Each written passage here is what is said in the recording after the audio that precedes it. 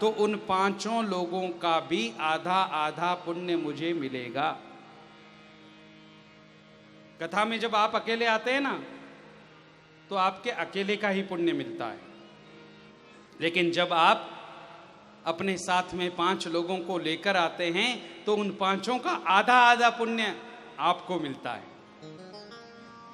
ये सच बात है, किंतु ये सच बात आप जिनको लेकर के आए उनको मत बताना। हाँ, उनको जो ही पता चला वो ये कहेंगे कथा सुनो मैं और पुण्य मिले तन्ने।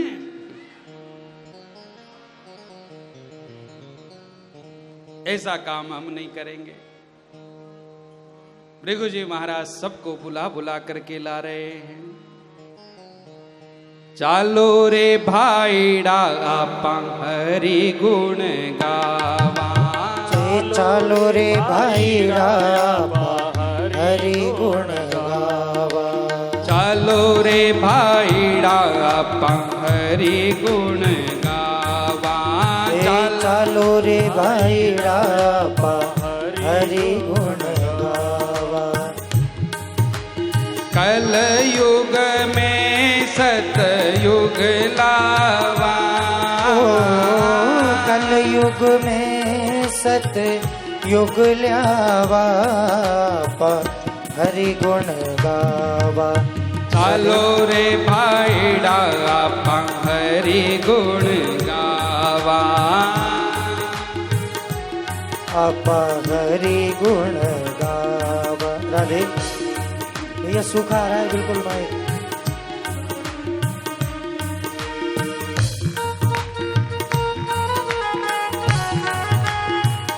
ताली सेवा हो जाए थोड़ी।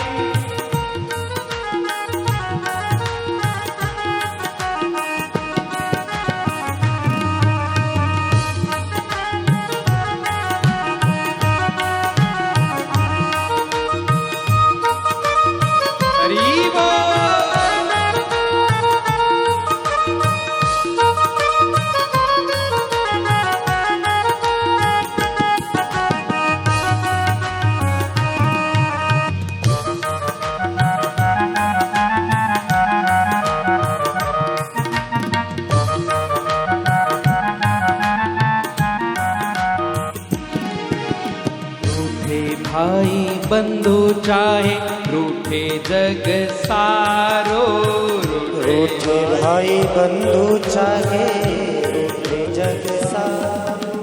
एक नहीं रूठे भाया प्रभु जी हमारो, एक नहीं रूठे भाया प्रभु जी हमारो। ताकि दया सुभव तिर जावा, जाकी दया सुभव तिर जावा। आपा हरि गुण गावा, चालो भाईड़ा आपा हरि गुण गावा, चालो रे भाईड़ा आपा हरि गुण गावा, चालो रे भाईड़ा आपा कल युग में सतयुग लावा हो रामा, कल युग में सतयुगी लावा, आपा हरि गुण गावा। चालो रे भाईड़ा आपा हरि गुण गावा।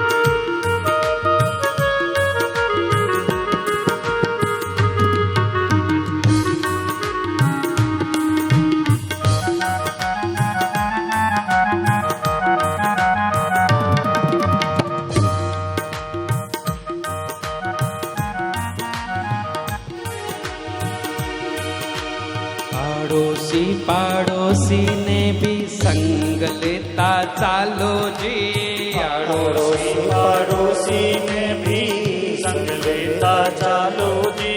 बेरी भी होवे तो भाया गले से लगा लो जी, मेरी भी होवे तो भाया गले से लगा लो जी।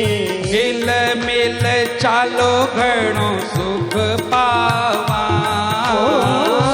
हिल मिल चालो घणो सुख पावा, हरि गुण गावा। चालो रे भाईड़ा हरि गुण गावा, चालो रे भाईड़ा हरि गुण गावा।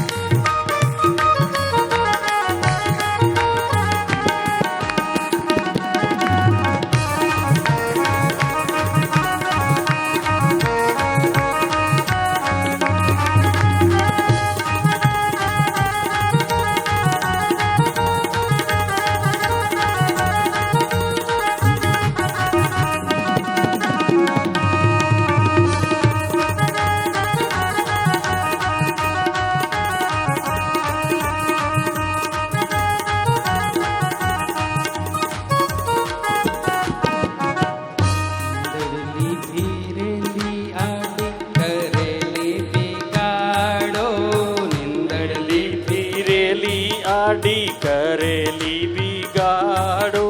सुख सारा हेला मारे पाछे थे पधारो, सारा हेला मारे पाछे थे पधारो।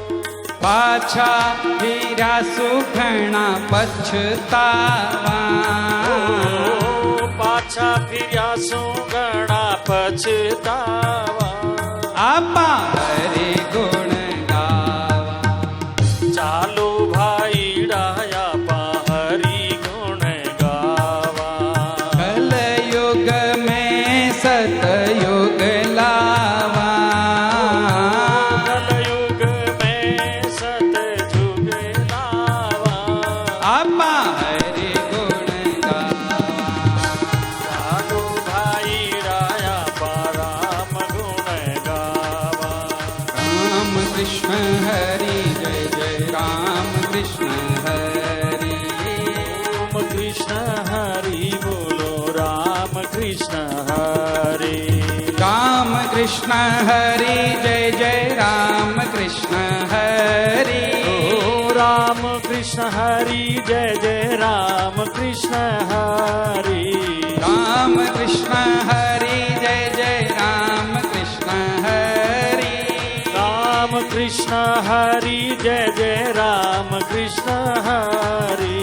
राम कृष्ण हरि जय जय राम कृष्ण हरि, राम कृष्ण हरि जय जय राम कृष्ण हरि। राम कृष्ण हरि, हरि राम कृष्ण हरि। राम कृष्ण हरि, राम कृष्ण हरि।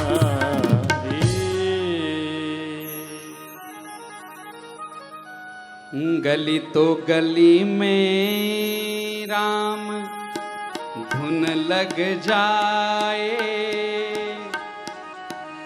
गली तो गली में राम धुन लग जाए।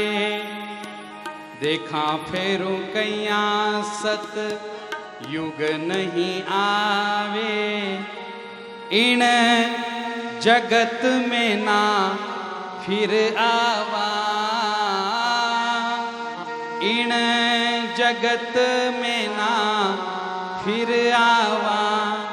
आपा हरि गुण गावा, चालो रे भाईड़ा आपा हरि गुण गावा, प्रभु गुण गावा, राम गुण गावा।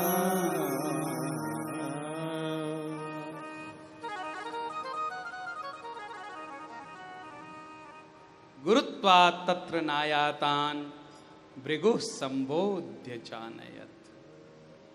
जो अपने बड़प्पन के कारण नहीं आ रहे थे भृगु जी महाराज, उन सबको बुला बुला करके लाते हैं। और श्रीमद् भागवत कथा में अपार संख्या में लोग उपस्थित हैं। भागवत कथा का आरंभ हुआ है। भागवत कथा में सर्वप्रथम महात्मा का गान चला है, सदा सेव्या श्रीमद् भागवती कथा, यस्या श्रवण मात्रेण हरिश्चित्तम समाश्रय। अरे सदा सेवन करो, सदा सेवन करो, भागवत कथा का सदा सेवन करो। यहां सेवन शब्द है। सेवन किसका किया जाता है? कोई आपको जल ला करके दे तो ये नहीं कहता है कि जल सेवन करो। सेवन दवा का किया जाता है। सेव्या शब्द का प्रयोग करके, सेवन शब्द का प्रयोग करके मुनि हमें ये बताना चाहते हैं कि भागवत की कथा अगर आपको अच्छी न लगे तो भी इसका पान करो। दवाई अच्छी नहीं लगती।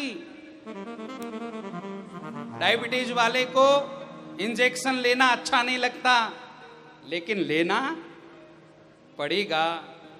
नहीं लेगा तो जीवन नहीं बचेगा। हमारे जीवन को महत्वपूर्ण बनाने के लिए अगर कथा अच्छी नहीं लग रही है तो भी बैठकर इसका रसपान करिए। इससे जीवन पवित्र बनेगा, पावन बनेगा और फिर धीरे धीरे अच्छी लगने लगेगी। राम कथा को तुलसीदास जी कहते हैं, राम कथा जे सुनत अघाही, राम कथा जे सुनत अघाही, शेष जानती नाही। राम कथा जे सुनत अघाही, राम कथा जे सुनत अघाही, रस विशेष जाना तिन नाही, रस विशेष जाना तिन नाही, रस विशेष जाना तिन नाही। राम कथा जे सुनत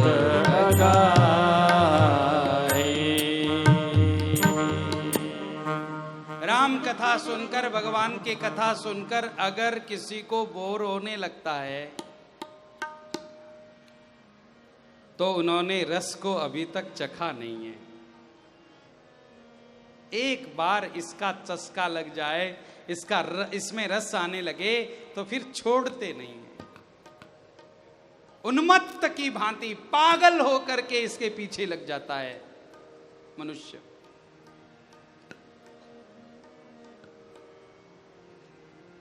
इसके लिए सुनना पड़ेगा, एकदम से आदत नहीं हो लगेगी। जबरदस्ती छोटे बच्चे को स्कूल जाना अच्छा लगता है क्या? रोता है बच्चा तो भी माँ उसको छोड़ के आती है। नहीं, जाना पड़ेगा। उठते ही पहला सवाल बच्चे का ये होता है, मम्मा आज स्कूल है? मम्मा कहती हाँ बेटा है। वो भी मुरझा जाता है चेहरा। फिर भी उसको तैयार करके वो स्कूल भेजती है। क्यों? क्योंकि वो जानती है कि स्कूल जाने से इसका लाभ है, नहीं तो अनपढ़ रह जाएगा। स्कूल की पढ़ाई संसार के लिए जिस प्रकार काम की है मेरे भाई बहन, वैसे ही परमात्मा के पास पहुंचने के लिए परमार्थ की पढ़ाई आवश्यक है। ये भागवत की पढ़ाई आवश्यक है, सत्संग की पढ़ाई आवश्यक है। संतों ने कहा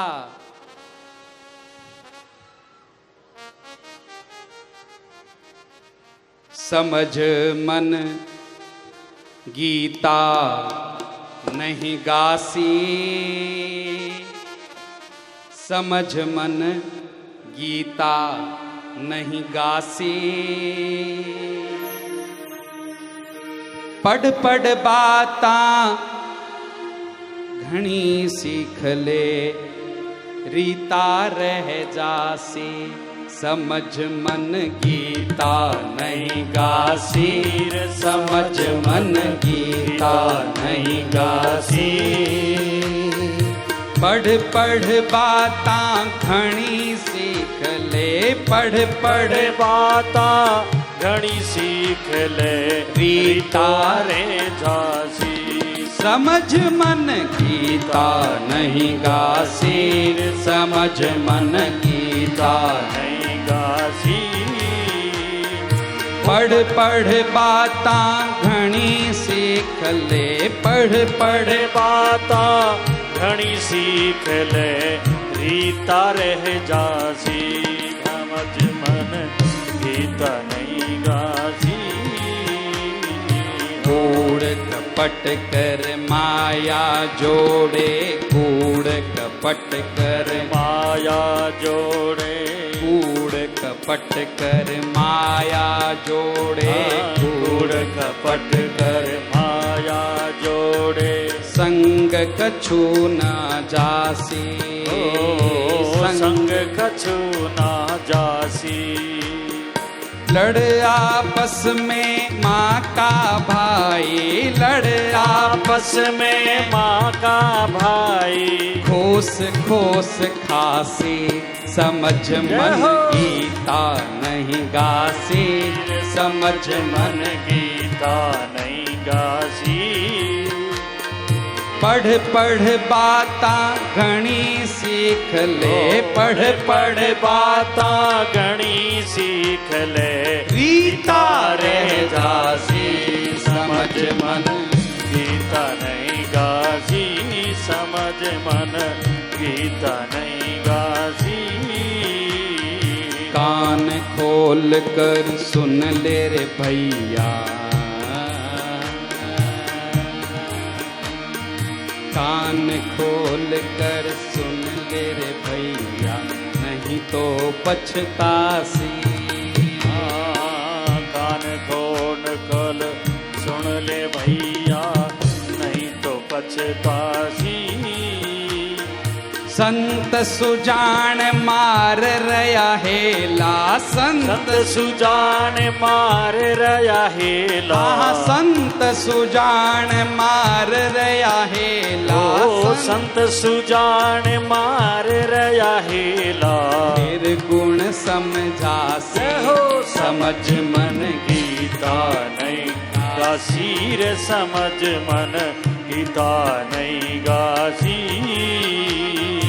पढ़ पढ़ बाता घणी सीख ले, पढ़ पढ़ बाता घणी सीख ले, रीता रे जासी, समझ मन गीता नहीं गासी, समझ मन गीता नहीं गासी, ईश्वर को अंश है रे जीवड़ा अमरपुर वासी, तू ईश्वर को अंश रे जीवड़ा अमरपुर वासी, तू ईश्वर को अंश रे जीवड़ा अमरापुर वासी, थारो जन्म मरण नहीं होवे, थारो जन्म मरण नहीं होवे, थारो जन्म मरण नहीं होवे, थारो जन्म मरण नहीं होवे, तू है अविनाशी, समझ मन गीता नहीं गासी, समझ मन गीता नहीं गासी, पढ़ पढ़ बातां घणी सीख ले, पढ़ बातां घणी सीख ले, गीता रे जासी समझ मन, गीता नहीं गाजी समझ मन, गीता नहीं गाजी समझ मन, गीता नहीं गाजी समझ मन, गीता नहीं गासी समझ मन, गीता नहीं गाजी।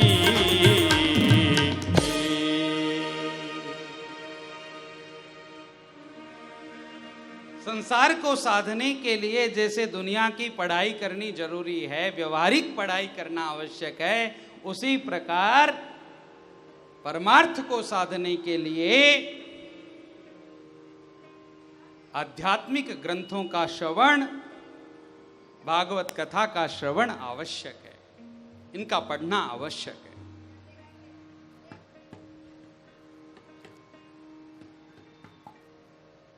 इनको अपने जीवन में, इनके सूत्रों को अपने जीवन में लाना आवश्यक है।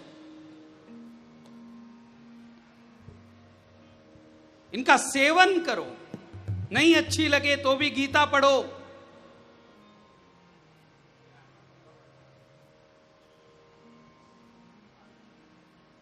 नहीं अच्छी लगे कथा तो भी आओ,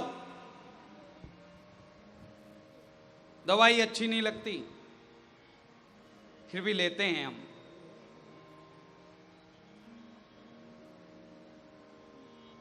सुत जी महाराज वर्णन करते हैं,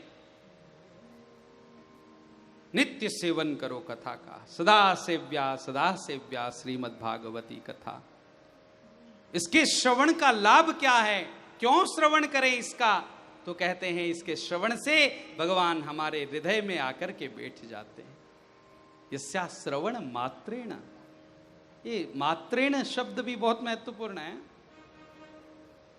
आपने कैसे सुनी ये महत्वपूर्ण नहीं है, कथा में आकर के बैठे ये महत्वपूर्ण है। घर में टीवी के सामने मत बैठिए, या फेसबुक पर मत बैठिए, या व्हाट्सएप पर चैटिंग करते हुए मत बैठिए, कथा में आकर बैठिए। यहां मन नहीं लग रहा है तो भी बैठिए। मैं तो प्रायः कहा करता हूं, अगर आपको नींद भी लेनी है तो 7 दिन कथा में आकर सोइए। हाँ,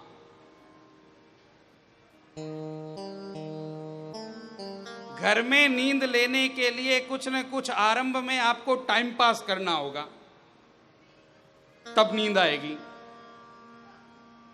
और ये कथा हमारी ऐसी है कि बैठते ही आ जाएगी। यहां कोई ज्यादा प्रयास करने की आवश्यकता नहीं है।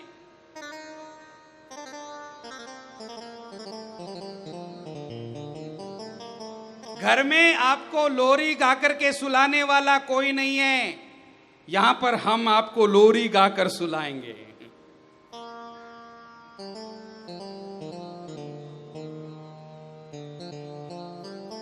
इसलिए सोने वालों का भी स्वागत है। सोने वाले भी आवाहन करते हैं। जो लोग टैबलेट लेने के बाद भी बेचारे सो नहीं सकते, हमारी कथा उनको नींद का सुख तो दे रही है, नींद का आराम तो दे रही है। अब ध्यान से कथा सुने, ये उतना महत्वपूर्ण नहीं है। आरंभ में कथा में आना महत्वपूर्ण है, शुरुआत में कथा में आना महत्वपूर्ण है। फिर बाद में आपको कथा का रस लग जाएगा तो नींद अपने आप भाग जाएगी। स्कूल जाते जाते जाते जाते जब बच्चों को पढ़ाई से प्रेम हो जाता है तो अच्छे बच्चे कभी भी स्कूल टालने का प्रयास नहीं करते। अच्छे बच्चे वैसे ही अच्छे श्रोताओं का भी निर्माण आने से होगा। अब अच्छे श्रोता कब बनेंगे? जब कथा में आएंगे। आरंभ में आना जरूरी है। श्रवण मात्रेण, इसके श्रवण मात्र से भगवान हमारे हरि में, भगवान श्री हरि हमारे चित्त में स्थान बनाकर, हरिश्चित्तम समाश्रयेत, आश्रयेत, आश्रयित का क्या अर्थ है? आश्रय पाकर बैठ जाते हैं। हमारे अभी तक हम भगवान के आश्रित हैं, लेकिन जो कथा से प्रेम करते हैं भगवान उनके आश्रित हो जाते हैं। जो कथा के रसिक हैं, जो कथा श्रवण करने के लिए नित्य दौड़ करके आते हैं, भगवान उनके चित्त के आश्रय में बैठे रहते हैं।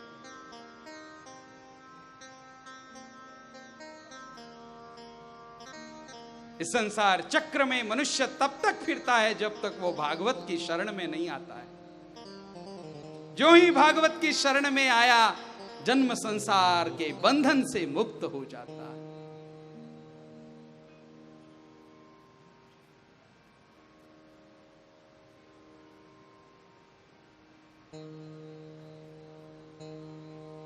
सूत जी महाराज वर्णन करते हैं, जिस मनुष्य ने अपने संपूर्ण जीवन में एक बार भी चित्त को एकाग्र करके भागवत की कथा नहीं सुनी, उसका जीवन बेकार। ये मौका मिला है, उसका लाभ ले लो। ये अवसर मिला है, लाभ ले लो, चूकने मत दो इसे। चित्त को एकाग्र करके भागवत की कथा जिसने सुनी नहीं, वो तो भार है, केवल पृथ्वी का भार है। उसका जन्म मां को दर्द देने के लिए, कष्ट देने के लिए हुआ है बस।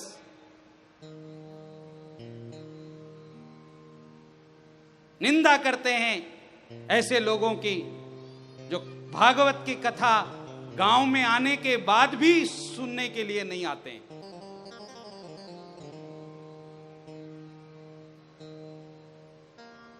आजन्म मात्रमपि येन शठेन किंचित चित्तम विधाय शुक शास्त्र कथा न पीता चांडालवच्च खरवद्बत तेन नीतम मिथ्या स्वजन्म जननी जनी दुख भाजा। वो अपनी मां को कष्ट देने के लिए ही प्रकट हुए हैं। ऐसे लोगों को धिक्कार है।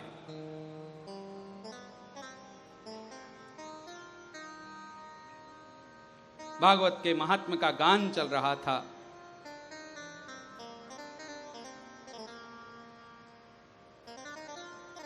दिव्य भागवत की महिमा गाई जा रही थी। बड़े बड़े यज्ञ करने का जो पुण्य है वो केवल भागवत कथा करवाने से प्राप्त हो जाता है। कोई भी भागवत के पुण्य की बराबरी कोई भी साधन नहीं कर सकता है। सारे साधन भागवत कथा के सामने फीके हैं। यज्ञात गर्जति सप्ताहो ज्ञानाच्च दानाच्च गर्जति किम ब्रूमो गर्जनम तस्य रे रे गर्जति गर्जति। सब साधनों के सामने ये गर्जना कर रही है भागवत कि मुझसे बढ़कर के है कौन, ये तो बताओ।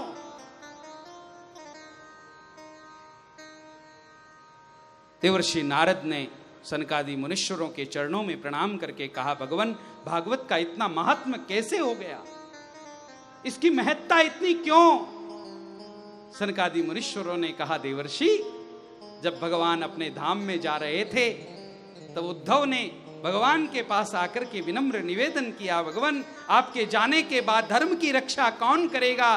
तब भगवान अपने शरीर को लेकर के परम धाम में पहुंच गए, लेकिन उनका जो दिव्य तेज था वो दिव्य तेज उन्होंने इस भागवत को प्रदान कर दिया। उस दिन के बाद ये भागवत कृष्ण के रूप में पूजी जाने लगी। तेनेयम वांग्मयी मूर्ति प्रत्यक्षा वर्तते हरे है। ये भगवान के शब्दमयी मूर्ति बन गई और ये भगवान का स्वरूप समझ करके, इसे भगवान का स्वरूप समझ करके लोग इसकी पूजा करने लगे। स्वकीयम यत् भवत् तेजा तच्च भागवते दधात। भगवान ने अपने स्वयं का जो दिव्य तेज है वो भागवत जी को प्रदान किया है, इसलिए इसकी महिमा है। इतनी महिमा भागवत जी की जब वृंदावन में बैठी हुई भगवती भक्ति ने सुनी, ज्ञान और वैराग्य जो उनके बच्चे हैं उन दोनों को लेकर के वो वहां पर आई, हरिनाम संकीर्तन का गान करती हुई।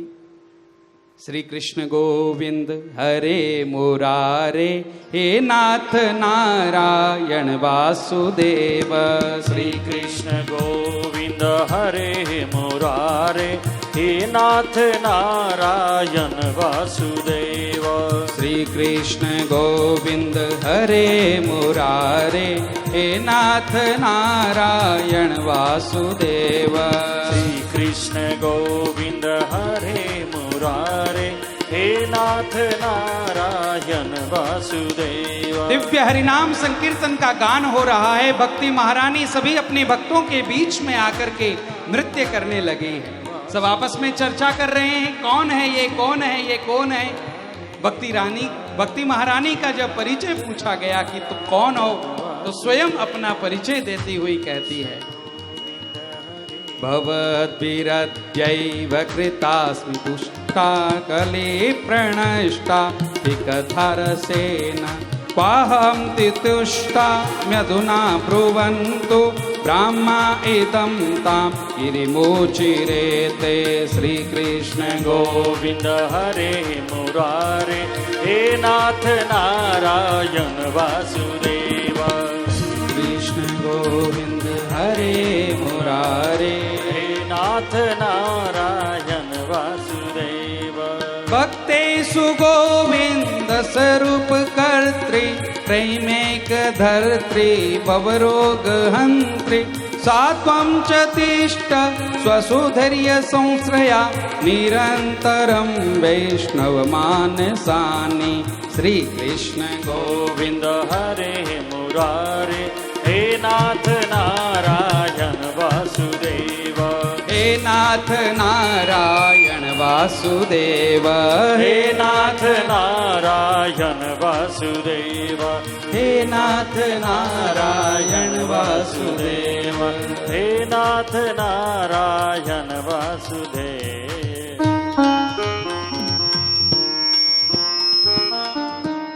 भक्ति महारानी सबके बीच में उपस्थित हुई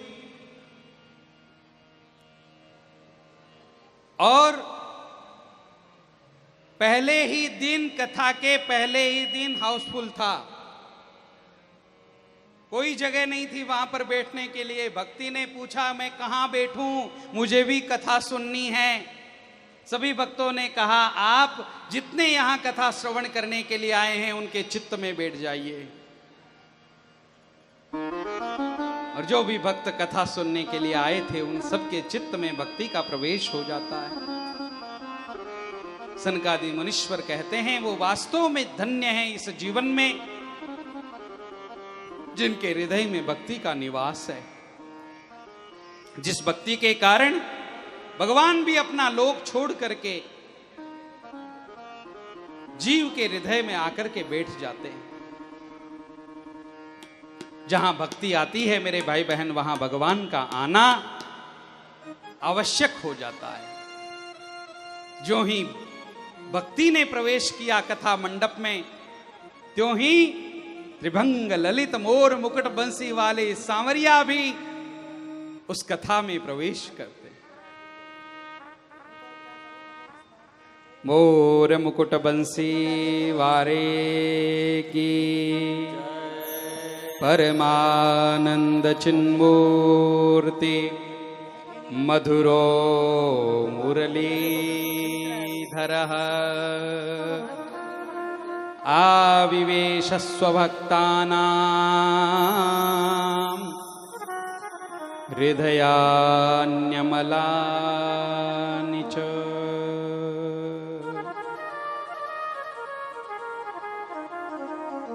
भगवान के आ जाने के बाद सब आनंद से भर गए। परमानंद चिन्मूर्ति, आनंद आनंद और आनंद ही केवल वहां पर बरस रहा है। अब तो देवर्षि नारद ने पूछा, भगवान कैसे कैसे पापियों का उद्धार भागवत की कथा श्रवण करने से हो जाता है, ये भी आप हमें बताएं।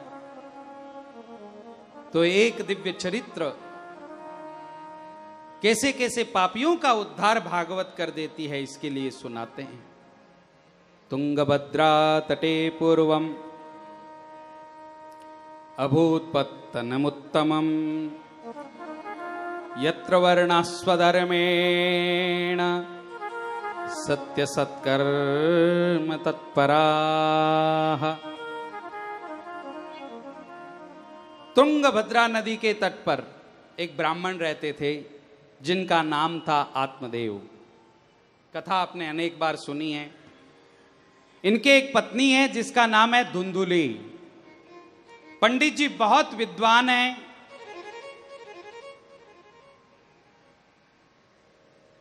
लेकिन पत्नी एरी गेरी मिली है।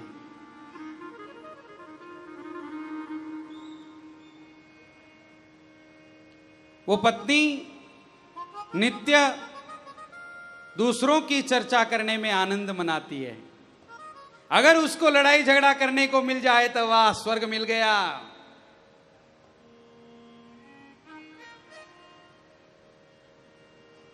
अपनी बात रखने में प्रवीण, दूसरों की किसी की नहीं सुनूंगी, मेरी सही है, मैंने कह दिया वही सही, स्ववाक स्थापिका।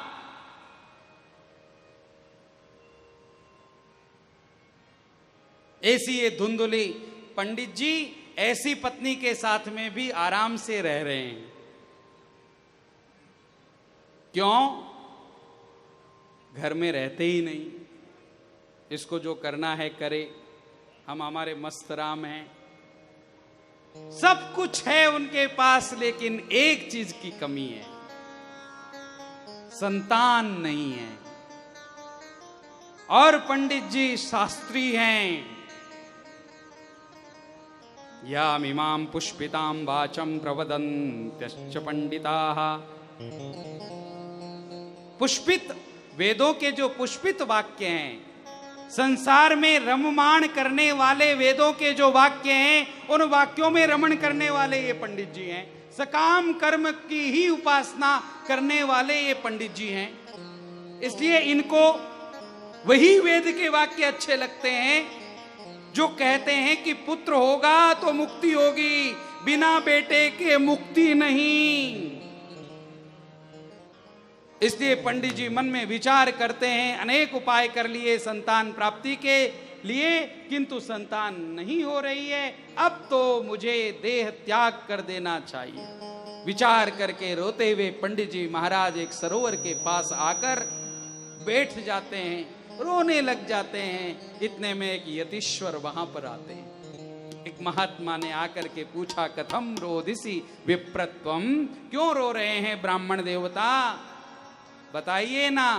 और ब्राह्मण के पास जो ही यतीश्वर आए और इस आत्मदेव ने अपनी कथा सुनाना आरंभ किया।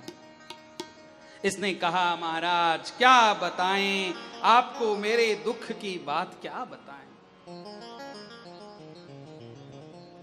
मैं मेरे घर में कोई पेड़ लगा देता हूं तो वो पेड़ बहुत बड़ा हरा भरा हो जाता है, लेकिन फल कभी नहीं देता। मैं जिस गाय को मेरे घर में लेकर के आता हूं वो कभी भी बछड़ा नहीं देती। न जाने कौन से जन्म में मैंने क्या क्या पाप किया है, उन पापों का परिणाम यह है कि मैं निसंतान हूं, मुझे कोई संतान नहीं है। जीवन व्यर्थ है गुरुदेव, उस व्यक्ति का जीवन व्यर्थ है जिसको संतान नहीं है। संतान ही तो मुक्ति प्रदान करती है। बिना संतान के कौन श्राद्ध करेगा, कौन तर्पण करेगा, कौन पितरों को शांति प्रदान करेगा। मेरा सारा का सारा कुल रो रहा है, मेरे पितरों के आंखों से अश्रुपात हो रहा है। आत्मदेव, तुम तो मेरा श्राद्ध कर रहे हो, लेकिन तुम्हारा श्राद्ध कौन करेगा, तुम्हें जलांजलि कौन प्रदान करेगा। धिक्कार है आत्मदेव, तुम्हारे जीवन को धिक्कार है। रो रहा है ब्राह्मण।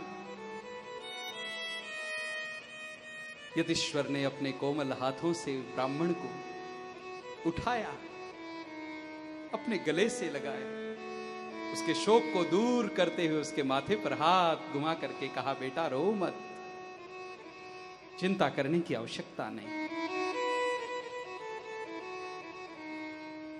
पुत्र संतान कल्याणकारी है, मुक्ति का साधन है, ये बात तुमने ठीक कही, लेकिन हर संतान कल्याण ही करती है, ये कोई जरूरी नहीं। सगर के 60,000 पुत्र थे, लेकिन सगर के काम नहीं आए। पुत्र ही तुम्हें सदगति प्रदान करेगा, ये विचार मन से निकाल कर दूर फेंको। वैराग्य को अपने चित्त में स्थान दो। जिसने वैराग्य को अपने चित्त में स्थान दिया है, उसको पुत्र की आवश्यकता नहीं। मुंचा ज्ञानम प्रजा रूपम बलिष्ठा कर्मणो गति। कर्म की गति बड़ी गहन है, इसको समझ पाना अत्यंत मुश्किल है, अत्यंत कठिन है। इसलिए संतान के लिए रो मत।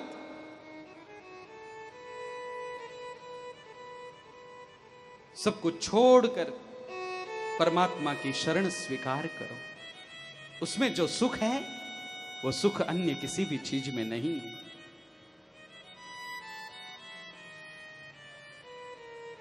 जो ही उपदेश संत के द्वारा मिला, पंडित जी ने संत के हाथ पकड़ करके कहा, बाबा जी आपके पास जो कोई भी आता है उसको उपदेश ही देते हैं,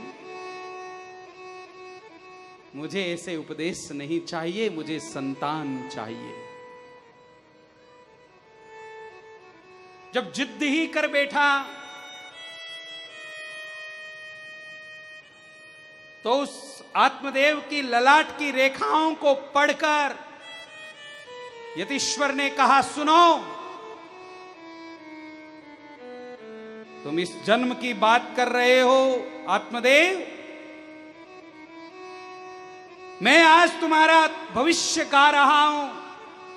आने वाले 7 जन्मों में तुम्हारे कोई संतान नहीं होगी। सप्त जन्मावधि तव पुत्रो नैव च नैव च। क्या कहा महाराज? इस जन्म में नहीं, दूसरे जन्म में नहीं, तीसरे जन्म में नहीं, 7 जन्मों तक मेरे कोई संतान नहीं होगी। आत्मदेव ने मन में विचार किया, जो महात्मा मेरे 7 जन्मों के कर्मों के बारे में जानता है, वो महात्मा अवश्य कोई पवित्र आत्मा है। यतीश्वर ने दोनों पांव पकड़ लिए महात्मा के, पंडित जी ने दोनों हाथ पकड़ लिए महात्मा के और महात्मा से कहने लगे, महात्मन, मेरे कर्म तो जरूर मुझे 7 जन्मों तक संतान नहीं देंगे, लेकिन आपका प्रसाद, आपकी कृपा मुझे इसी जन्म में संतान की प्राप्ति करवाएगी। मैं आपके चरणों को तब तक नहीं छोड़ूंगा जब तक मुझे संतान का आशीर्वाद नहीं मिलेगा।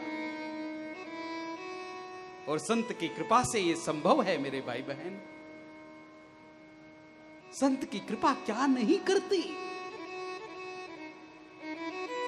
हिंगोली के सीताराम महाराज दत्त उपासक रहे। उनके पास एक सेठ जी आते थे जो बहुत गौ माता की सेवा करते थे, भगवान दत्त की उपासना करते थे। उनको एक ऐसी भयंकर बीमारी लग गई और उस बीमारी के कारण डॉक्टरों ने जवाब दे दिया, घर ले जाओ, इनकी सेवा करो। उनके बेटे लेकर के आए सीताराम महाराज के पास। महात्मा सीताराम जी ने देखा कि ये सेठ, आज भी उस सेठ जी का परिवार है, मुंदड़ा परिवार,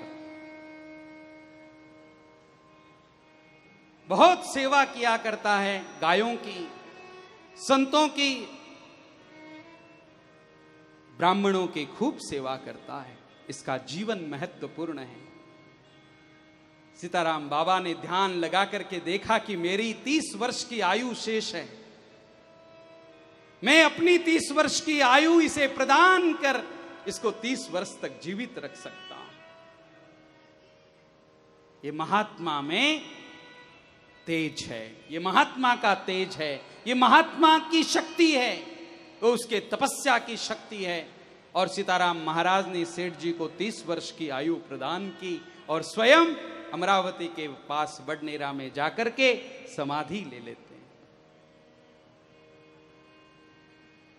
खेतड़ी नरेश के कोई संतान नहीं थी, स्वामी विवेकानंद के कृपा आशीर्वाद से उन्हें संतान की प्राप्ति हुई। संत क्या नहीं कर सकता मेरे भाई बहन, जिसने अपने जीवन में किसी से कुछ नहीं चाहा,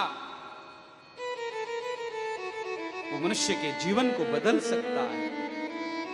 उसका प्रसाद, उसका आशीर्वाद, उसकी कृपा सब कुछ कर सकती है। हमारे सारे के सारे प्रारब्ध को मिटाने की शक्ति एक संत में है।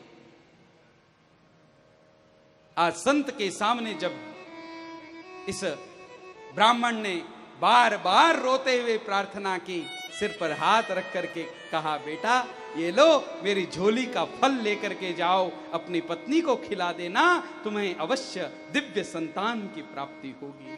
लेकिन 1 वर्ष तक तुम्हारी पत्नी को कुछ नियमों का पालन करना होगा। वो नियम बताए और उस यतीश्वर के चरणों में प्रणाम करके फल लेकर जो ही ब्राह्मण देवता आए और पत्नी को हाथ में दिया और वहां से नियम बता करके चले गए। जाने के बाद इस पत्नी ने वो फल हाथ में लिया और फल को घुमा रही है गोल गोल और खेल रही है उस फल के साथ। कैसा पागल है मेरा पति, महात्मा से फल लेकर के आया। अरे फल खाने से किसी को संतान होती है? ध्यान में रखना मेरे भाई बहन, श्रद्धावान लभते ज्ञानम। आपका जितना विश्वास है, आपकी जितनी श्रद्धा है, फल उसके ऊपर निर्भर करता है। श्रद्धा और विश्वास के ऊपर फल निर्भर करता है। ब्राह्मण को तो विश्वास हो गया कि मुझे संत की कृपा से संतान की प्राप्ति होगी, लेकिन धुंधुली सत्संगी नहीं है, सत्संग किया नहीं है, शास्त्रों का पठन किया नहीं है, उसकी बुद्धि शास्त्रों में लगती नहीं है। लोक वार्ता रता क्रूरा, लोक वार्ता में ही, दूसरों की बातें करने में ही प्रवीण है। इसलिए उसे उस फल में विश्वास नहीं हुआ। उसने अपनी बहन को बुलाया और बहन से कहा, तेरे जो संतान होने वाली है ना, वो तू मुझे दे देना। मैं 9 महीने संतान होने का नाटक करती हूँ, प्रसूति हूं मैं, गर्भावस्था में हूं मैं, इस प्रकार का मैं नाटक करूंगी और जो ही तेरे संतान हो जाए मुझे दे देना, मैं ये फल गाय को खिला देती हूँ। उसने वो फल गाय को खिला दिया। अब जो ही 9 महीने पूरे हुए, उसकी बहन ने उसका बच्चा ला करके उसे दे दिया। आत्मदेव जी को खबर पहुंचा दी।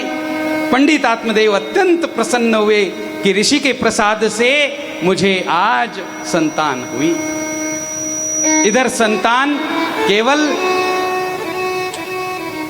आत्मदेव को ही नहीं हुई, आत्मदेव ने देखा कि उस गाय ने जो फल खाया है, उस गाय के भी एक मनुष्याकार संतान हुई, जिसके कान केवल गाय के जैसे हैं, बाकी शरीर पूरा मनुष्य के जैसा है।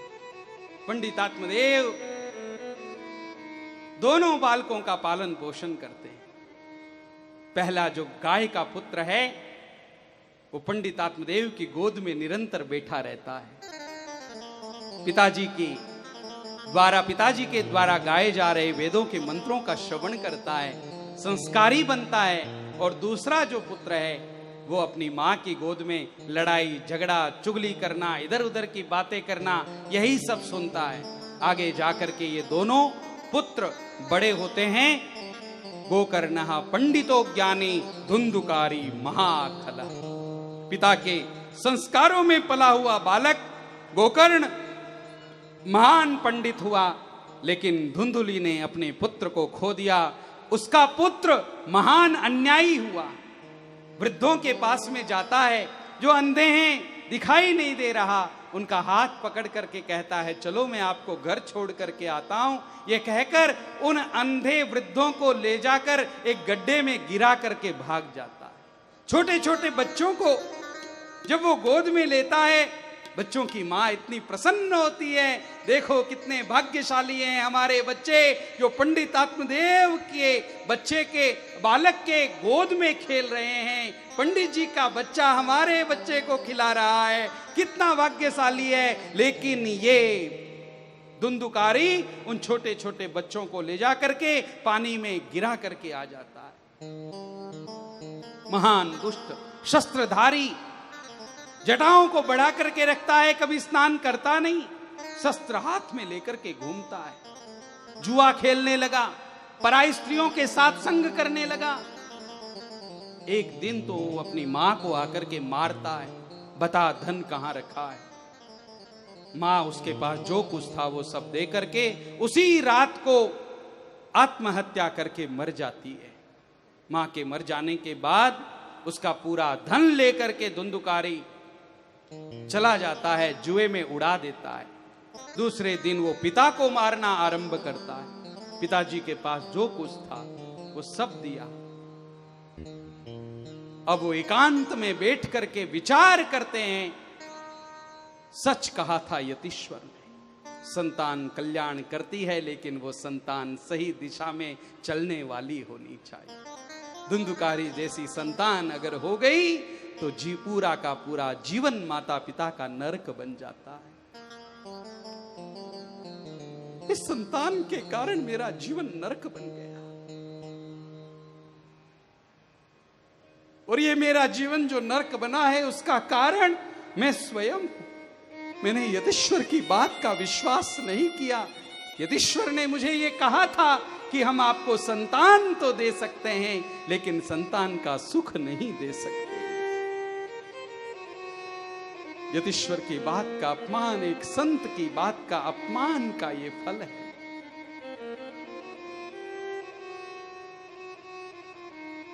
गोकर्ण की शरण में जाते हैं।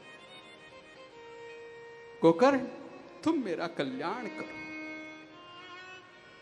एक पुत्र जो अपने माता पिता को मार रहा है, और दूसरा ये पुत्र गोकर्ण अपने पिताजी की मुक्ति की बात बता रहा है।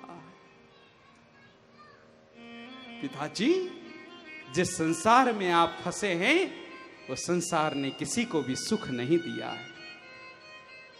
और गोकर्ण जी महाराज वैराग्य राग रसिक होने की बात कहते, कुटुंब की आशा त्यागने की बात कहते। ऐसे दो श्लोक उपदेश करते हैं गोकर्ण, जो श्रीमद् भागवत का अमर अलंकार बन जाता है। भागवत के आभूषण बन गए ये दो श्लोक, जिसको गोकर्ण गीता कहा गया। पिताजी, आपको अगर कल्याण करना है तो सर्वप्रथम इस देह से आसक्ति त्यागनी होगी। यह देह आपका नहीं, ये देह एक दिन मिटने वाला है, नष्ट होने वाला है। देहिनोस्मिन् यथा देहे कौमारम यौवनम जरा तथा देहांतर प्राप्ति धीरस्तत्र न मुह्यति। जैसे अवस्थाएं बदलती हैं, शिशु अवस्था से कुमारावस्था हुई, कुमारावस्था से वृद्धावस्था हुई, वृद्धावस्था से प्रौढ़ावस्था हुई, अवस्थाएं जैसे बदलती हैं उस प्रकार से ये देह भी एक दिन बदल जाने वाला है, नष्ट हो जाने वाला है।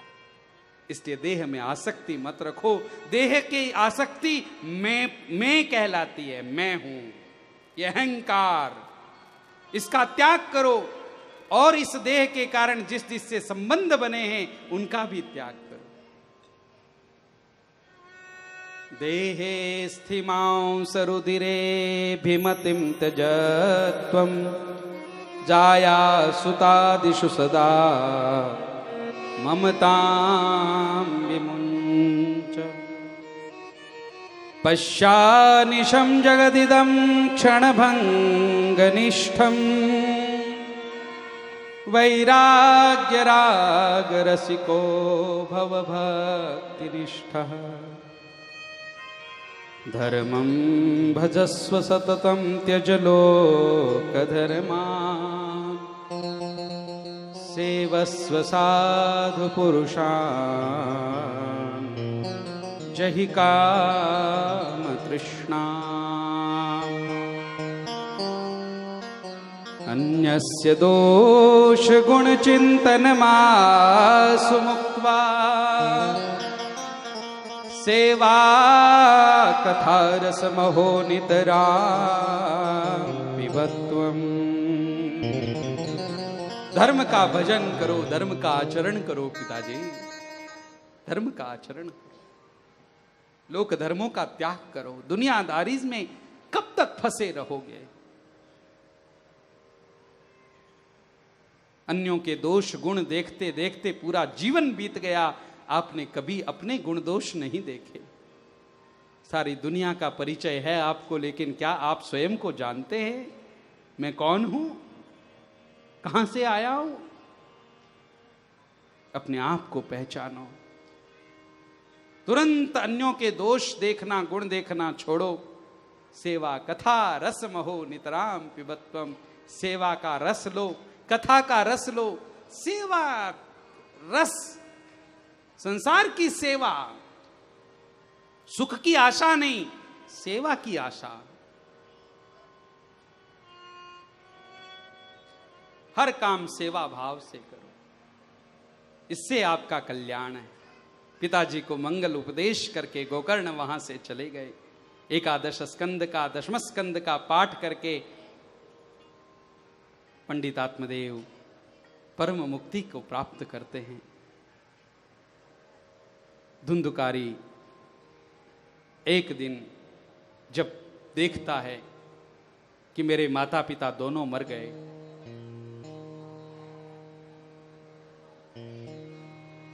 तो उल्टा स्त्रियों को अपने घर में लेकर के आ जाता है। जिस घर में संध्या तर्पण हुआ करता था, जिस घर में उपासना हुआ करती थी, जिस घर में कथा का रसपान चला करता था, उस घर में आज धुंधुकारी उल्टा स्त्रियों के साथ रमण कर रहा। ये सब देखकर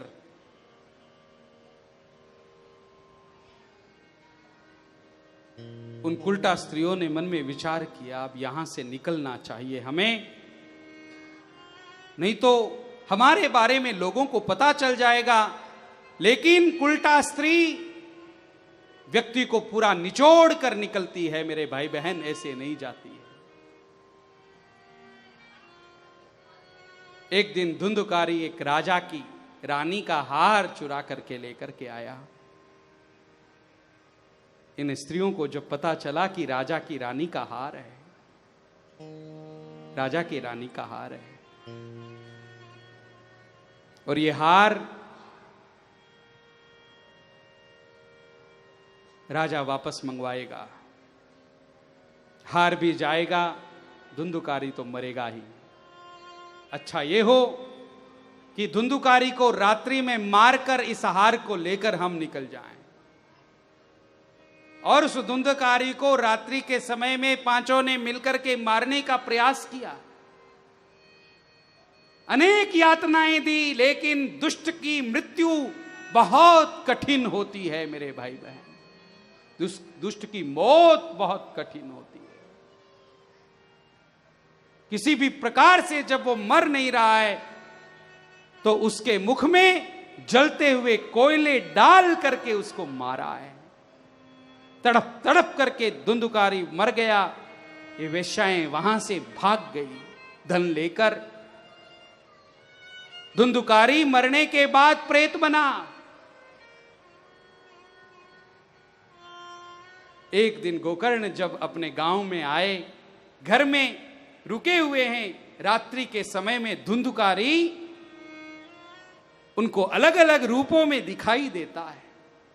कोई भैंसे का रूप, हाथी का रूप, अग्नि का रूप, हाड़ मांस का शरीर, इस प्रकार का रूप देखते हैं जब गोकर्ण ने पूछा, भैया तुम हो कौन, ये तो बताओ। कुछ जब बोल नहीं पा रहा है धुंधुकारी, कमंडलू में से जल लेकर के उसके ऊपर छींटा दिया। गोकर्ण के जल के मंत्रित अभिमंत्रित जल से धुंधुकारी बोलने में समर्थ हुआ। हाथ जोड़ करके उसने कहा, अहम भ्राता त्वदीयोस्मि धुंधुकारी नामतः। मैं धुंधुकारी आपका भाई। भैया, एक आप पुत्र है और एक मैं पुत्र रहा। आपने पिताजी का कल्याण कर दिया और मैंने मां को आत्महत्या करने के लिए मजबूर कर दिया।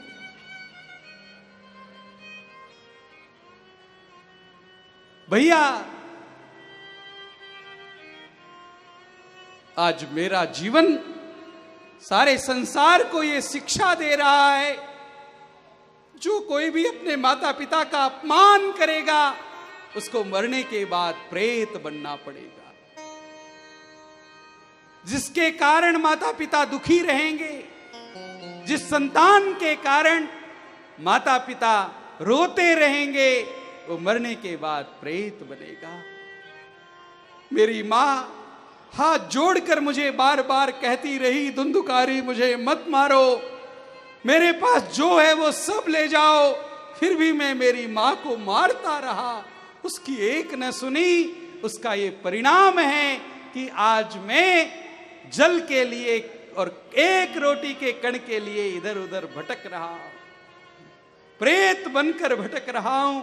लेकिन आप जैसे महात्मा मुझ जैसे प्रेत को भी मुक्त कर सकते हैं। आप मुझ पर दया करो भैया, आप मुझ पर दया करो। जो ही ये बात सुनी, धुंधुकारी की बात सुनकर के गोकर्ण जी ने कहा, अरे तुम्हारे लिए जी तो मैंने गया जी में जाकर के श्राद्ध कर दिया है। गया श्राद्ध से तुम्हारी मुक्ति हो जानी चाहिए। कितने श्राद्ध किए भैया आपने मेरे लिए? कितनी बार गया जी में जाकर के आए? एक बार ना, अगर आप 100 बार भी गया जी में जाकर के मेरा श्राद्ध करेंगे तो मेरे जैसे पापी की मुक्ति नहीं होगी। गया श्राद्ध शते नापि मुक्तिर्मे न भविष्यति। सो गया श्राद्ध से भी मेरी मुक्ति संभव नहीं भैया। इसके लिए आपको कुछ दूसरा उपाय देखना होगा। जाओ, अब तो जाओ धुंधुकारी, कल मैं तुम्हारे लिए कोई उपाय खोजता हूं। दूसरे दिन पंडितों की सभा में आकर के महान विद्वान गोकर्ण ने पंडितों से पूछा, बताओ जिसकी गया श्राद्ध से भी मुक्ति न हो उसका मुक्त होना कैसे संभव है? वो कैसे मुक्त हो सकता है? पंडितों ने कहा, जो गया श्राद्ध से भी मुक्त नहीं होता, भटकने दो उसे, उसके पापों का प्रायश्चित वही है। गया श्राद्ध अंतिम उपाय है, मुक्ति का अंतिम उपाय है। गोकर्ण जी ने कहा, नहीं, मेरा भाई है, मेरे भाई को कष्ट से दूर करना मेरा कर्तव्य है। अनजान में उससे दोष हो गए, कोई बात नहीं, लेकिन उसको मुक्त करना मेरा कर्तव्य है। अपने माता पिता के लिए जो लोग भागवत की कथा करवाते हैं मेरे भाई बहन, वास्तव में वो धन्य है। पितृ ऋण से वही मुक्त हो सकता है जो समर्थ है, वो अपने माता पिता के लिए भागवत की कथा अवश्य करवाएं। गोकर्ण जी महाराज ने अपने भाई के कल्याण के लिए भागवत कथा का आयोजन किया, क्योंकि यह सूर्य नारायण भगवान ने बताया, जो उसकी गया श्राद्ध से मुक्ति नहीं होती गोकर्ण, उसके लिए एक भागवत की कथा बिठा लो, भागवत की कथा से वो मुक्त हो जाता है। उसका केवल एक गोकर्ण नहीं, तुम्हारे 21 पीढ़ी में जितने पितर कुल के लोग पापों में फंसे हुए हैं, वो सारे के सारे मुक्त हो जाएंगे। तुम चिंता मत करो। और गोकर्ण ने भागवत की कथा रखी। एक 7 गांठ वाले बांस में आकर के धुंधुकारी कथा श्रवण करने के लिए बैठ गया। पहले दिन की कथा जो ही पूर्ण हुई, पहली गांठ फटी। दूसरे दिन की कथा पूर्ण हुई, दूसरी गांठ फटी। तीसरे दिन की कथा, तीसरी गांठ फूटी। फटी। इस प्रकार से 7 दिन में 7 गांठ फटी। 7वें दिन की कथा पूर्ण होते ही धुंधुकारी भगवान के पार्षद के रूप में गोकर्ण जी के सामने हाथ जोड़ करके खड़ा हो गया और कहा, भैया आपने मुझे मुक्त कर दिया, भाई हो तो आपके जैसा। धन्या भागवती वार्ता प्रेत पीड़ा विनाशिनी। धन्य है भैया ये भागवत की कथा। जीते जी अगर कोई भागवत की कथा सुने वो तो मुक्त होता ही है, लेकिन मरने के बाद भी अगर कोई भागवत की कथा सुन ले तो वो भी मुक्त हो जाता है। गोकर्ण जी ने अपने भाई को स्वयं की आंखों से मुक्त होते हुए देखा। दिव्य पार्षद भगवान के विष्णु के पार्षद उसे लेने के लिए आए। फिर सारे के सारे गांव का कल्याण करने के लिए धुंधुकारी जी गोकर्ण जी ने भागवत की कथा रखी, सबका कल्याण किया। सदेह सबको भगवान के लोक में गोकर्ण लेकर के गए, ऐसा भागवत में वर्णन है। ये भागवत कथा का फल है। सदेह भगवान के परम धाम में जाने की शक्ति भागवत श्रवण से प्राप्त होती है। अगर हम ध्यान से भागवत का श्रवण करते हैं। इसके पश्चात भागवत कथा श्रवण किस प्रकार करनी चाहिए, कितने दिनों तक करनी चाहिए, क्या खाकर रहना चाहिए, क्या पीकर रहना चाहिए, यह सब प्रश्न हुए। उसमें बताया जिसको श्रीमद् भागवत कथा का आयोजन करना हो, सर्वप्रथम वो अच्छा सा मुहूर्त देखे। मुहूर्त तय हो जाने के बाद, आज की भाषा में कहूं तो डेट फाइनल हो जाने के बाद, वो अच्छे वक्ता से बात करे। वक्ता कैसा होना चाहिए तो कहा, दृष्टांत कुशलो धीरो वक्ता कार्योति निस्पृह। अति निस्पृही वक्ता होना चाहिए, जिसको कोई कामना ना हो। लोभी वक्ता पितरों को मुक्त नहीं कर सकता। दृष्टांत कुशल होना चाहिए, दृष्टांत देने में प्रवीण होना चाहिए, श्रोताओं को बांध करके रखने वाला होना चाहिए। एक वक्ता आकर के व्यासपीठ पर बैठा, एक एक एक एक एक एक एक एक करके लोग जाने लगे। अंतिम एक आदमी बचा, वो डंडा लेकर के स्टेज पर आया।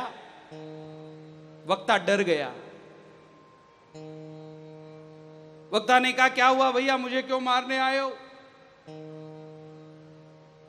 उस व्यक्ति ने कहा, महाराज आप तो कथा करते रहो, आपको नहीं मारने आया हूं मैं, आपको बुलाने वाले को मारने आया हूं। किसने बुलाया है आपको? उसको ढूंढ रहा हूं। वक्ता दृष्टांत कुशल होना चाहिए, हर एक बात को समझाने में प्रवीण होना चाहिए। 7 दिनों तक केवल घी पी करके रहना चाहिए। संभव नहीं है। दूध पी करके रहो, संभव नहीं है। फल खाकर रहो, संभव नहीं है। हमारे यहां बहुत ऑप्शन हैं, बहुत विकल्प हैं। कल्याण होना महत्वपूर्ण है। फल खा करके रहो, फल खा करके भी नहीं रह सकते तो एक समय भोजन करके रहो। एक समय भोजन करके भी नहीं रह सकते तो दोनों समय खाओ लेकिन कथा सुनो। तीनों टाइम खाओ, कथा सुनो। भोजनम तो वरम मन्ये कथा विघ्न करो यदि। कथा में अगर न खाने से विघ्न हो रहा है तो कथा में भोजन करना श्रेष्ठ है। कुछ लोग तुलसी जी का पत्ता लेकर के कथा सुनते हैं 7 दिन। 3 दिन तो ठीक है, चल जाता है। चौथे दिन कृष्ण जन्म के दिन तो कमरे में ही हैं, नहीं आ पा रहे हैं बाहर। कथा सुनने के लिए आपने तुलसी जी का पत्ता खाने का नियम लिया है। वो कथा ही अगर आपकी छूट रही है तो तुलसी पत्र खा करके रहना व्यर्थ है। इतना खाइए जो युक्त हो। युक्ताहार विहारस्य युक्त चेष्टस्य कर्मसु युक्त स्वप्नावबोधस्य योगो भवति दुःखा। स्वल्प आहार लीजिए, बनाया है इसलिए चलो खा लो दम के, और फिर कथा में आराम से आकर सो जाओ। ये भी अच्छा नहीं है। हाँ, महाराज ने कहा है खूब खाओ,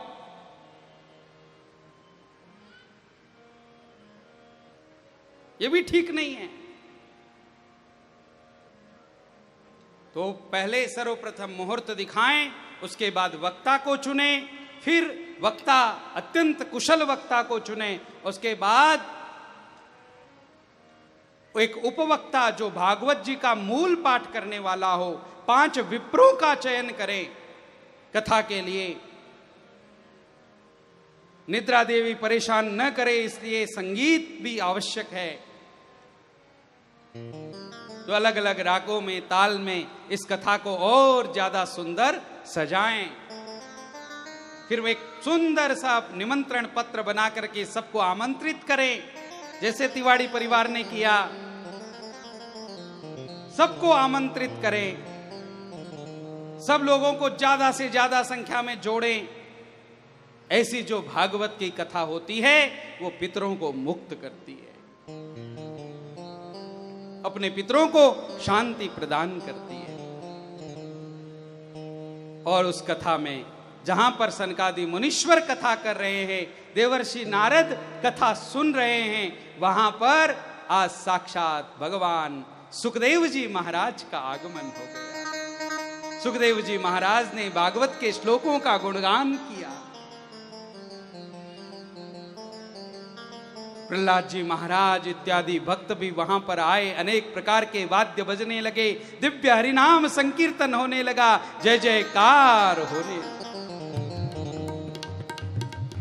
श्रीमद् भागवत भगवान की भागवत की जय जयकार के साथ भागवत के महात्म्य को विराम दिया।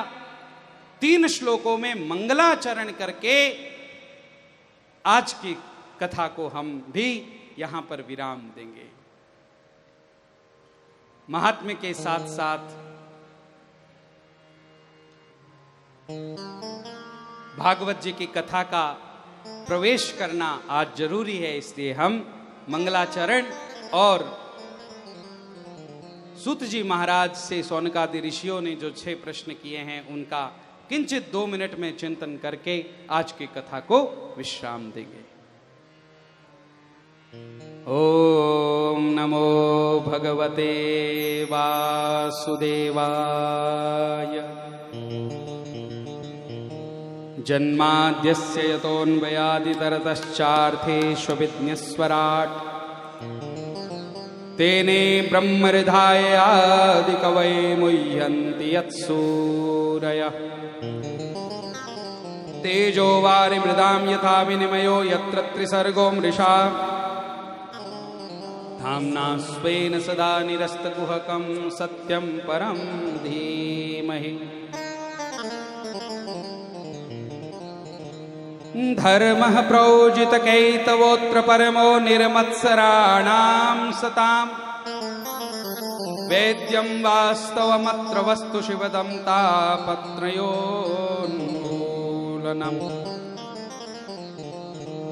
श्रीमद्भागवते महामुनिकृते किं वा परैरीश्वरः सद्यो हृद्यवरोध्यते त्रिकृतिभिः शुश्रूषुभिस्तत्क्षणात्। निगमकल्पतरोर्गलितं फलम् शुकमुखादमृतद्रवसंयुतम् पिबत भागवतं रसमालयम्।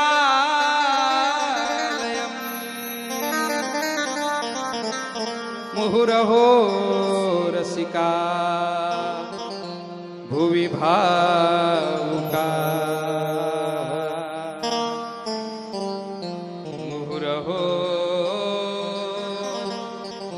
रसिका भुवि भागा।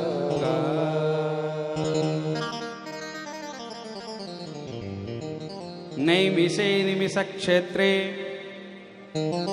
ऋषयः शौनकादयः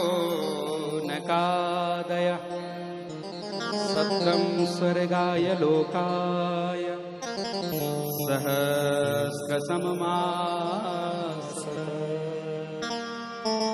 तैकदा तु मुनयः प्रातर्हुतहुताग्नयः सद्गतं सूतमासीनं पप्रच्छूरिदमादरा।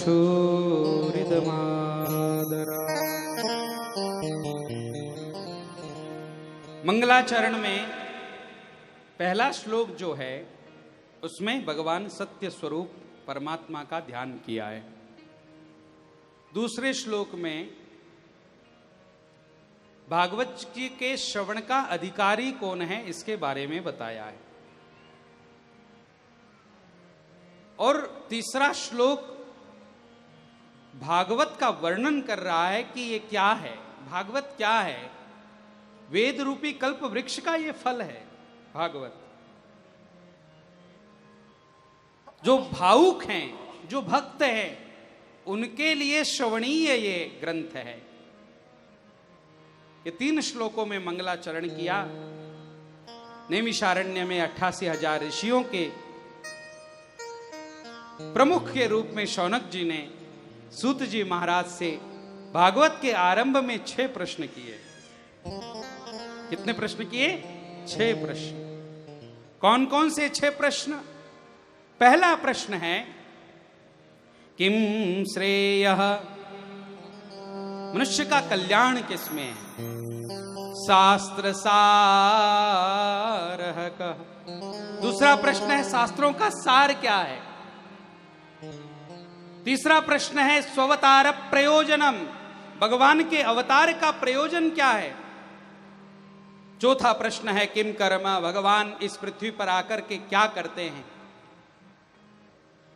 पांचवा प्रश्न है केवताराश्च, भगवान के अवतार कितने हुए। और छठा और अंतिम प्रश्न है ब्रूहि योगेश्वरे कृष्णे ब्रह्मण्ये धर्मवर्मणि स्वाम काष्ठाम अधुनोपेते धर्मः कं शरणं गतः।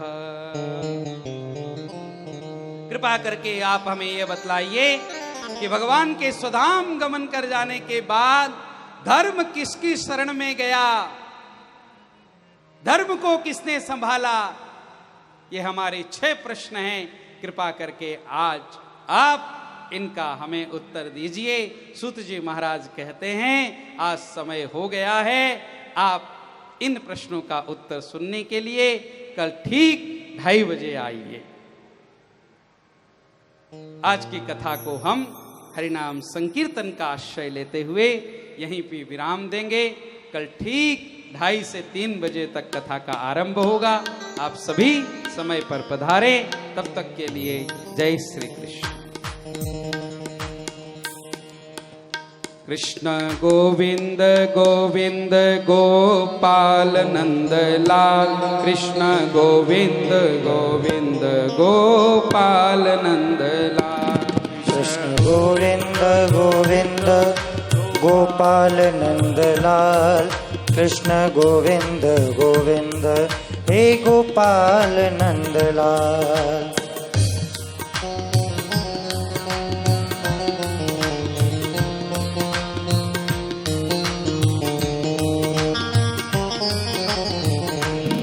हे गोपाल नंदलाल, हे गोपाल नंदलाल, गोपाल नंदलाल, हे गोपाल नंदलाल, हे गोपाल नंदलाल, हे गोपाल नंदलाल, गोपाल नंदलाल, हे गोपाल नंदलाल। कृष्ण गोविंद गोविंद गोपाल नंदलाल, कृष्ण गोविंद गोविंद गोपाल नंदलाल।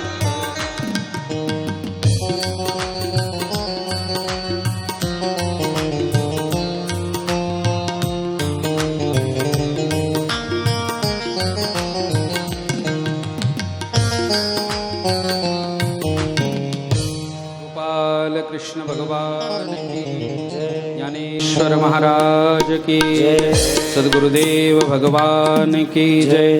श्रीमद्भागवत महापुराण की जय। नमः पार्वती पतये हर हर महादेव। जय जय श्री राधे श्री वृंदावन बिहारी लाल की जय।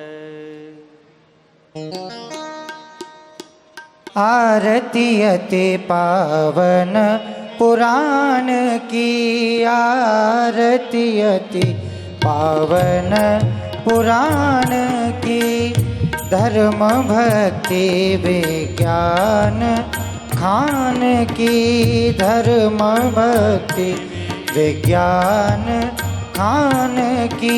आरती अति पावन पुराण की।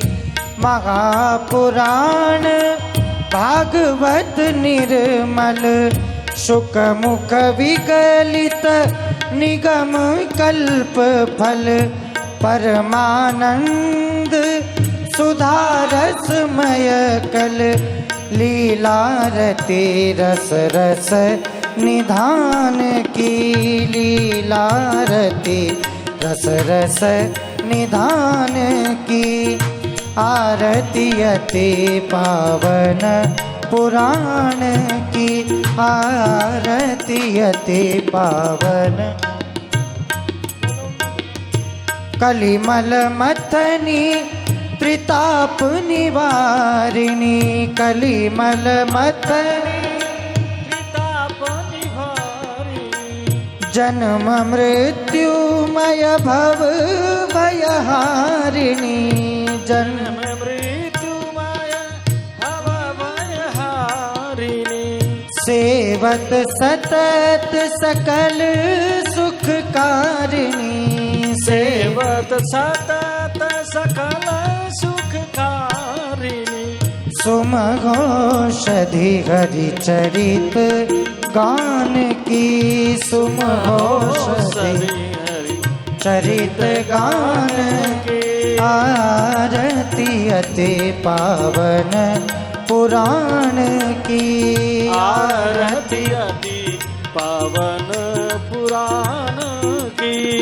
विषय विलास विमोह विनाशिनी, विषय विलास विमोह विनाशिनी। विमल विराग विवेक विकासिनी, विमल विराग विवेक विकासिनी। भगवत तत्व रहस्य प्रकाशिनी, भगवत रहस्य प्रकाशिनी। परम ज्योति परमात्म ज्ञान की, परम ज्योति परमात्म ज्ञान की। आरती अति पावन पुराण की, आरती अति पावन पुराण की। परमहंस मुनि मन उल्लासिनी, परमहंस मुनि मन उल्लासिनी। रसिक हृदय रस रास विलासिनी, रसिक हृदय रस रास विलासिनी। भुक्ति मुक्ति रति प्रेम सुदासिनी, भुक्ति मुक्ति रति प्रेम सुदासिनी। कथा किंचन प्रिय सुजान की, कथा किंचन प्रिय सुजान की। आरती जति पावन पुराण की, आरती अति पावन पुराण की। धर्म भक्ति विज्ञान खान की, धर्म भक्ति ज्ञान खान की। आरती अति पावन पुराण की, आरती अति पावन पुराण पावन पुराण पावन पुराण की